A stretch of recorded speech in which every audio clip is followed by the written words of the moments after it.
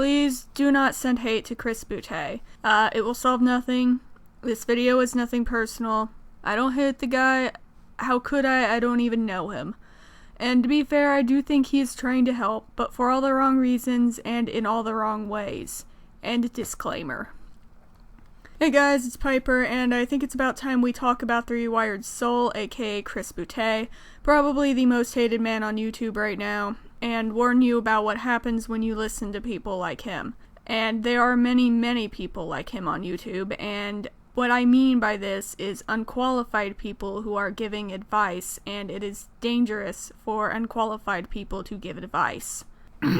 If you are not familiar with this drama, well, it's not really that relevant to the video, but there was this guy, Chris Boutte. He runs what he considers a mental health channel. He has no qualifications, but he tells other people how to heal themselves, basically. But most of the criticism came from a bunch of videos diagnosing and slandering other YouTubers. I think most of them have been taken down. I don't think they all have. Let me check. Okay. 1 Trisha Paytas, 2 Trisha Paytas, 3 Trisha Paytas, 4 Trisha Paytas. Why Amelia Fart needs therapy? Fuck you. Okay, on second thought, no. No, he has not deleted them. So, never mind. I was wrong. In that case, his apology is garbage and is also, but that's still not relevant to this video, so let's just move on.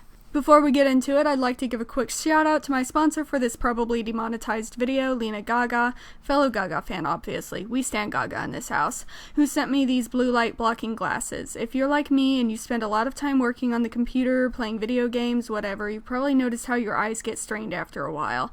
This is because the blue light coming out of these devices is straining your eyes and may lead to macular degeneration down the road, which, don't panic, is the leading cause of blindness.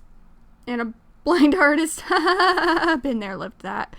It also fucks with your sleep, and we artists, yeah, we already don't sleep. So if you like to have late night gaming sessions and then go to sleep, these are definitely the glasses for you.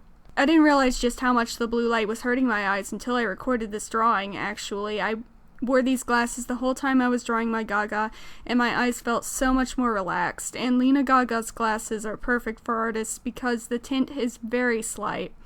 I only had to occasionally slide the glasses down the bridge of my nose while I was color picking to make sure the colors were the exact way I wanted them, and let me tell you, that is a nominal price to pay when it comes to an artist's eye health. I speak from experience when I say there's nothing worse than having vision problems when you're an artist. And now for some good news, you can get $5 off with the code 28PiperS. Link is in the description. Buy them now and we can be twinsies! I got excited. But Piper, he worked at an addiction center. Yeah, as a coordinator, and he was let go. But Piper, he recovered from his drug addiction. He's speaking from experience. Is he speaking from experience when he says Trisha Paytas has borderline personality disorder? No, he isn't, and you know it. But this video isn't about the drama. Yawn. No interest for me, at least. It's about why his advice is dangerous. Now, the first thing I noticed about Chris is that he's very manipulative in his wording, which is a red flag. For example, before the minor content shift, he would say he's not diagnosing people, but then proceed to try to convince the audience that the target had said diagnosis, and this misrepresents both the person and the illness, and then he claims he's doing it out of concern, like he's helping them or informing you about mental illness. Well, consider the idiom, a lion doesn't have to tell you it's a lion. If he really stood for mental health advocacy and recovery, he wouldn't have to say it. It would be obvious. It would come through in his videos and in his actions. Instead, he has to tell you what his channel is about, and that is another huge red flag. It's like when you're watching a movie and someone comes in doing all this questionable shit and then says, "Don't worry, we're the good guys." Be wary of so-called gurus who act like this, especially if their actions don't meet up with their persona. My peer Creepshow Art has a video where she tells the story of when he tried to manipulate her. I'll put the link to that in the description. You can watch that later. I highly doubt he's passionate about mental health because not only does he treat people poorly, but how do I say this nicely? I can't. He barely gets anything right. So much of his information is wrong. It drives me insane just listening to his videos. Bottom line, an unlicensed person who has been there and done that does not have the qualifications to help you recover. But Piper, his mother is a psychologist. Oh, really? Well, let's just see about that.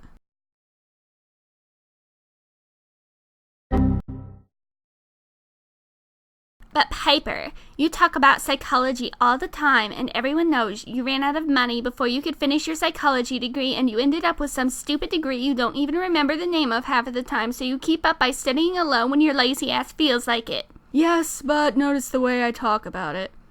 I cite studies and I interpret data from experts to explain my perspective, which I provide as a personal opinion. I don't diagnose people. I don't state my opinions like they're facts. I don't offer risky advice. And I sure as fuck don't charge $100 for a self-help course. To be fair, I think he's lowered the price to a more reasonable amount since then, but bad advice is still bad advice at any price. Rhyming not intentional.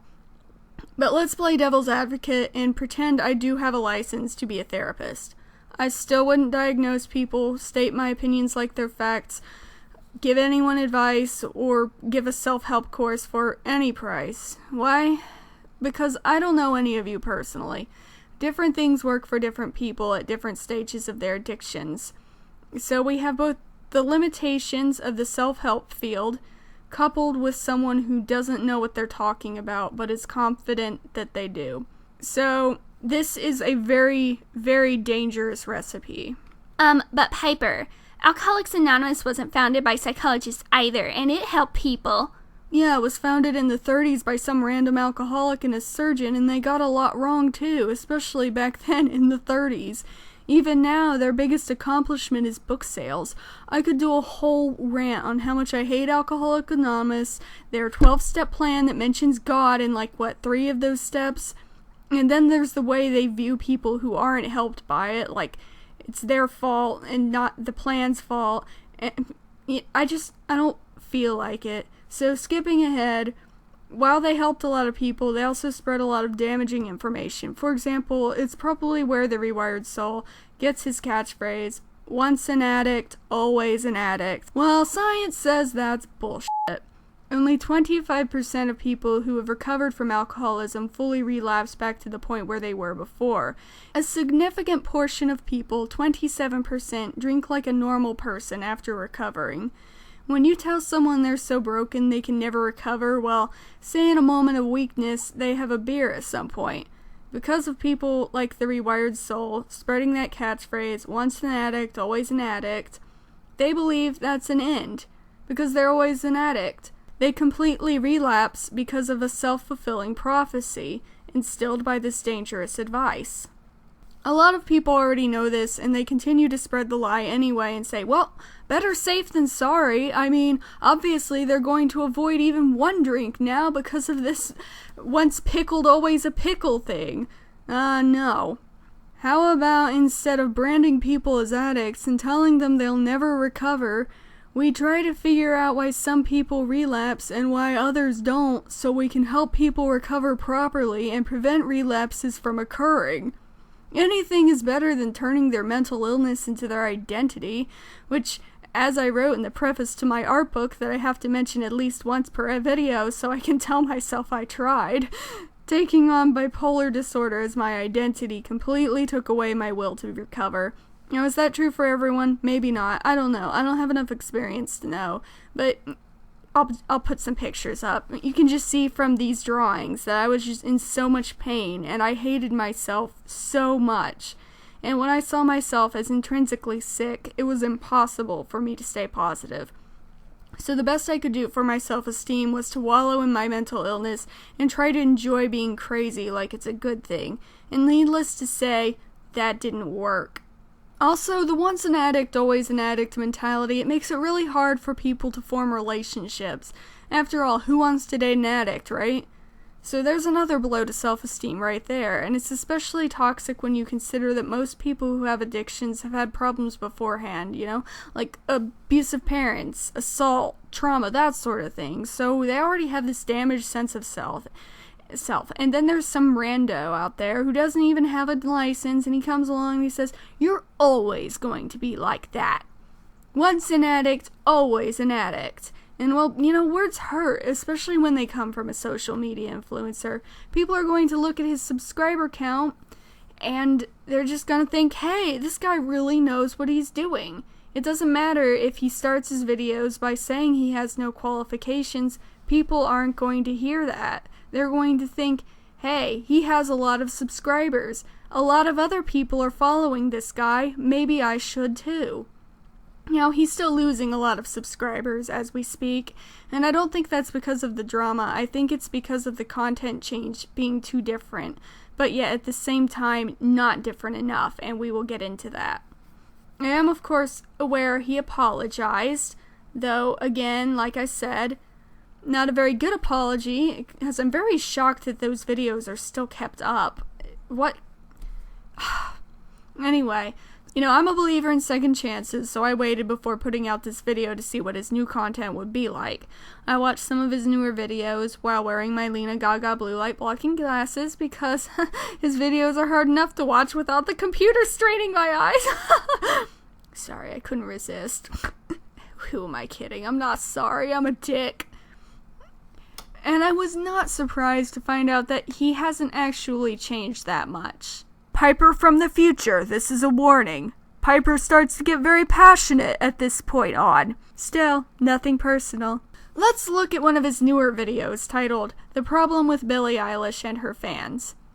He proceeds to say, in a roundabout way, that Billie Eilish's music is feeding teen depression and that she should be pairing her music with mental health advocacy, so basically what he does, completely ignoring the fact that 1, Billie Eilish is 17 years old. Yes, 17. She cannot legally smoke a cigarette. She can't rent a car. She can barely even drive a car. She can't stay out past curfew. She can't drop out of high school without parental consent and a certificate. California. Chris even had the nerve to pull the "as a parent" card. As a parent? As a parent? Bitch, it's not Billie Eilish's job to raise your kid. It is your job to raise your kid. You are the one who is supposed to make sure your child's mental health is in check. And point 2. Music does not give people depression or make depression worse, which is what he implies. Listen. Depressed people seek out depressing music because it helps them vent. That's right, it helps. I know. I was an angsty teen. I am an angsty adult. I am almost 30 and I am full of angst. And there have been tons of studies done on this that prove that listening to sad music when you are sad makes you feel better. I don't even have time to get into it because I'm already ranting in paragraphs about this one video that's 11 minutes long and has like 3 minutes of material. It's time to start scripting your videos, Chris, so I'll just leave you with this. What kind of grown-ass man makes 9 videos picking on a teenage girl? I don't care if she's a public figure, and I don't care if he occasionally throws disclaimers and compliments in there. This is creepy and transparent, or at least it was transparent to me. I don't know. Some people may get caught up in his winding sentences. I almost did. With someone as manipulative as Chris, you can't just look at the way he says things. You have to look at the things he's saying. It's like he's all, wow, Billie Eilish did this, and she should be doing this, and that's horrible, but don't attack me, you. I'm not saying she's horrible or that her fans are horrible. Yeah, sure, we all saw the title of the video. I don't think he plans on changing that anytime soon, now does he? Now let's look at the video, People Don't Get Ariana Grande's PTSD, where he complains about how ignorant Ariana Grande fans are for wanting her to take a break, because clearly what she's doing is exposure therapy. First thing that I noticed is that he doesn't offer any citations or anything. He just wants you to take his word for it, which is always a red flag, especially when that person has no qualifications. But even when somebody has qualifications, they still provide citations. Now sometimes, or at least they should, and especially in academia, but whatever, getting ahead of myself. Now, sometimes he puts a vocabulary word in there along with a screenshot of a definition, but he always cuts out the source. This is called plagiarism. And it's also pretty bold of him, and this is what bothers me the most, honestly. for him to speculate what's going on between Ariana Grande and her doctors, like he has some kind of insight into that. You know, for all we know, her doctor did want her to take a break and she refused. People do that, you know? There's no indication that her continuing to work is a part of her therapy just because Chris thinks it fits in with exposure therapy, which it doesn't for reasons I'll explain soon. Now, I'm not saying that what Ariana Grande is doing isn't working for her. Just the fact that her performing does not prove that she is currently in or was ever in exposure therapy, which does not work the way he is acting like it does.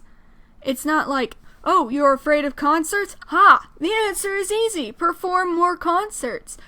Just jump right back in there. And that is the tune of advice he's giving when he relates it to his public speaking issues. Now, for those of you who don't know, Ariana Grande, there was a shooting at her concert and that gave her PTSD. Yeah, so afraid of public speaking? Just go in there and do it, dumbass. What's wrong with you? Just do it.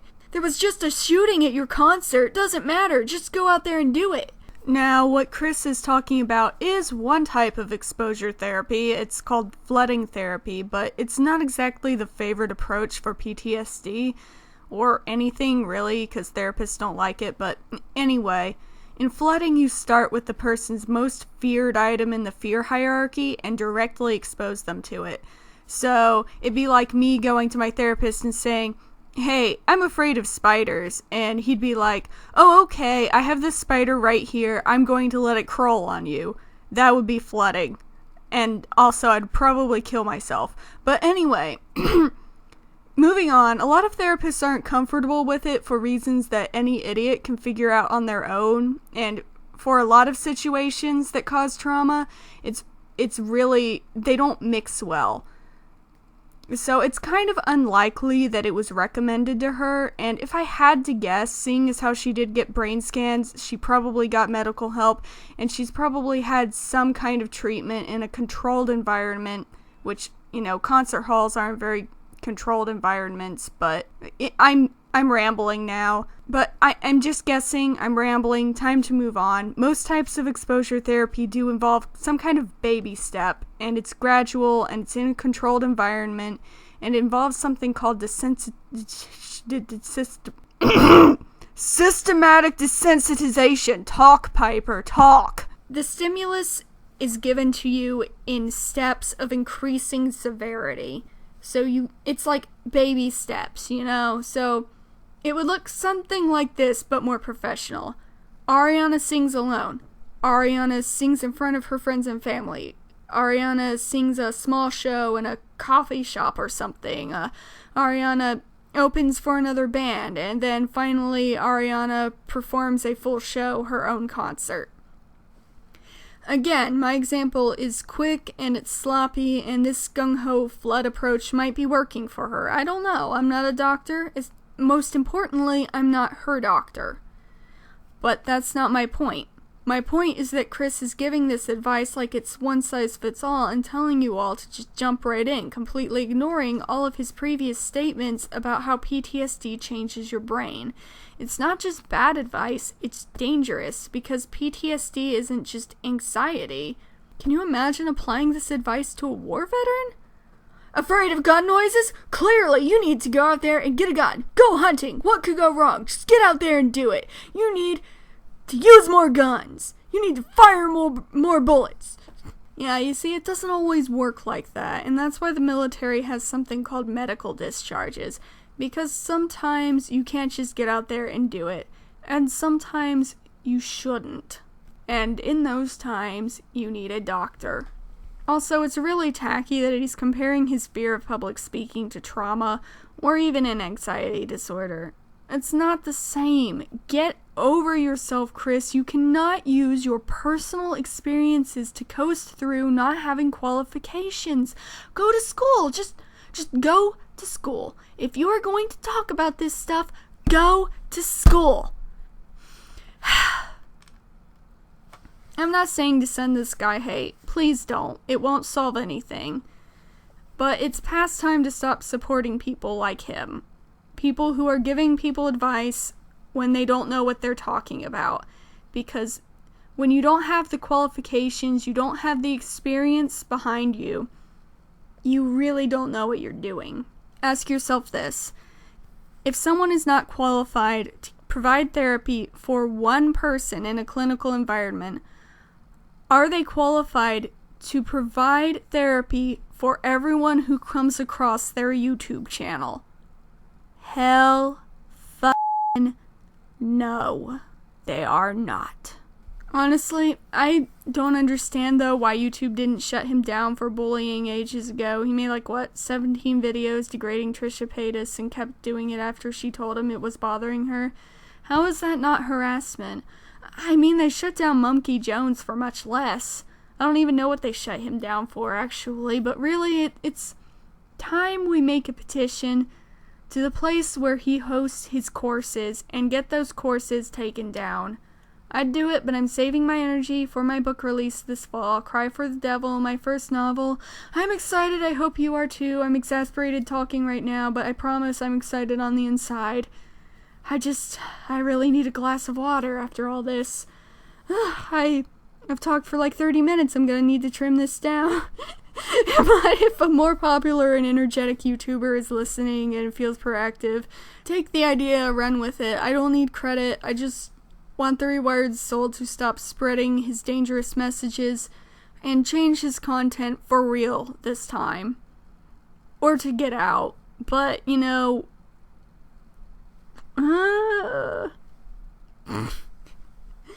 thank you for hearing me out, whether or not you ultimately agree or not. I hope you all stop to think before trusting these unlicensed mental health gurus. And don't forget to take care of your eye health too, and check out Lena Gaga's blue light blocking glasses. Again, 28 Piper's S is your code for $5 off. You were born with one pair of eyes, and unless you are a millionaire, there's not much you can do for yourself if they go. See ya!